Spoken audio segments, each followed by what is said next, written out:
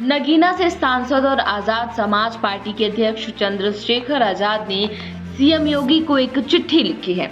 चंद्रशेखर के इस खत के बाद तमाम तरह की चर्चाएं शुरू हो गई। चर्चाएं कि क्या उपचुनाव के पहले इस खत के जरिए चंद्रशेखर आजाद ने बड़ा दांव चल दिया है। क्या चंद्रशेखर के इस खत ने एक तीर से कई निशाने वाला काम किया है।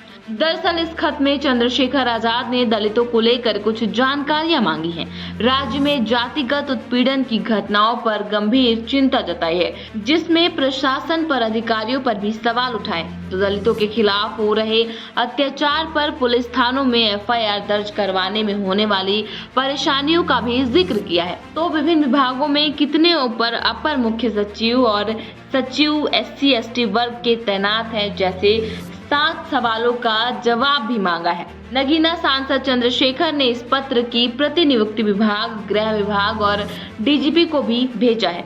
उन्होंने लिखा, कई SC/ST संगठनों द्वारा पूर्व में उठाए गए एक महत्वपूर्ण मुद्दे की ओर ध्यान आकर्षित करना चाहता हूँ। आबादी के हिसाब से उत्तर प्रदेश देश का बड़ा राज्य है। प्रदेश की आबादी लगभग 25 करोड़ है। वर्तमान में प्रदेश में 75 जिले हैं। इस बड़ी जनसंख्या में तकरीबन 22% आबादी अनुसूचित जाति, अनुसूचित जनजाति की है। भारत के संविधान में जाति के आधार पर शोषण, अत्याचार और भेदभाव खत्म करने तथा अनुसूचित जाति, अनुसूचित जनजाति को प्रतिनिधित्व प्रदान करने के लिए आरक्षण की व्यवस्था की गई है। उन्होंने लिखा, मेरी चिंता के केंद्र में मेरा गृह राज्य उत्तर प्रदेश है, क्योंकि यहाँ जाति आधारित उत्पीड़न, शोषण, अपराध और हिंसा की घटनाएं कम होने की जगह बढ़ती ही जा रही हैं। हैरत की बात है कि अन्याय, अत्याचार और उत्पीड़न होने पर वंचित वर्ग के पीड़ितों को थाने से बिना एफआईआर लिखे भगा देने की घटना, पुलिस कर्मियों द्वारा अभद्रता से पेश आने की घटना, एफआईआर दर्ज भी हो गई हो तो कमजोर धाराएं लगाने की घटना, पीड़ितों द्वारा दी गई तहरीर बदल देने की घटना प्रकाश में आती रहती है। उन्होंने आगे लिखा कि उनकी पार्टी के पदाधिकारियों और उन्होंने खुद भी अनुभव किया है कि वंचित वर्ग के उत्पीड़न के मामलों में स्थानीय प्रशासन एवं पुलिस प्रशासन का रवैया अत्यंत असंवेदनशील या आरोपी पक्ष की तरफ झुकाव का ही रहता है। किसी भी सभ्य समाज के निर्माण में यह स्थिति न सिर्फ बड़ी रुकावट बल्कि पीड़ादायक भी है।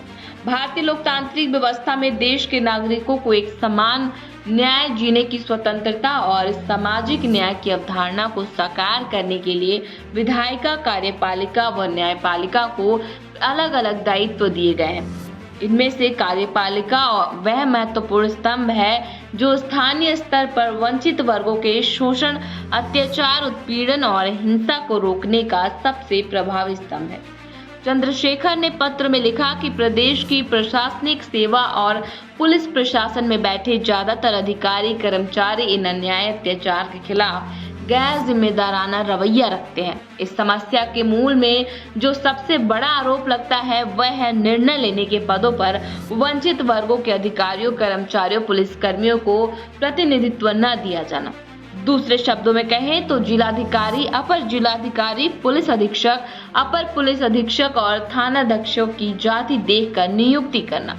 उन्होंने पत्र में लिखा है, इसलिए संसद सदस्य होने के साथ ही गृह संबंधी मामलों की संसदीय समिति का सदस्य और SC/ST कल्याण संबंधी संसदीय समिति को सदस्य होने के नाते मैं तथ्यों के साथ समझना चाहता हूं कि वास्तव में इन आरोपों में कितना दम है। उत्तर प्रदेश के विभिन्न विभागों में कितने अपर मुख्य सचिव और सचिव SC/ST वर्ग के तैनात हैं।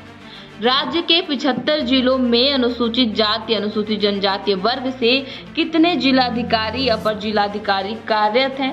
प्रदेश के 18वें मंडलों में कितने कमिश्नर अनुसूचित जाति, अनुसूचित जनजाति वर्ग के हैं। कितने जिलों में वरिष्ठ पुलिस अधीक्षक SC/ST वर्ग के हैं। इन तमाम सवालों के साथ चंद्रशेखर आजाद ने अपने पत्र योगी को सौंपा है। अब देखना ये है कि इस पत्र का जवाब क्या आता है।